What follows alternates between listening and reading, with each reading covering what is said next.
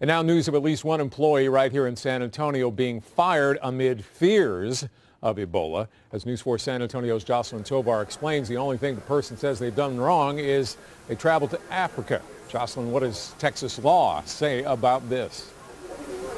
Well, Randy, it's a real gray area. Texas law says you don't have to give a reason when terminating an employee, but you as an employee still do have rights. I asked an attorney who said he's already having to sort this all out.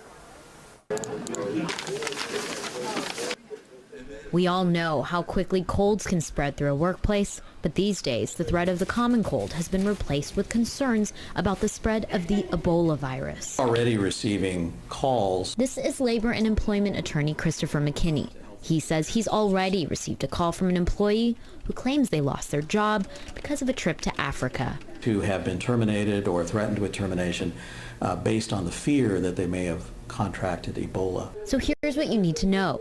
Texas is an at-will state, meaning you or your boss can end the relationship for any reason. However, not for a disability. The Americans with Disability Act protects against that. And Ebola does meet many of the disability criteria, McKinney tells us. However, all this is unfamiliar territory. It's not been litigated yet. So what if you run a business? The likelihood of one of their employees actually being infected with the Ebola virus is incredibly low, at least at this point in time, and not to be guided by fear. Before a termination decision is made in error.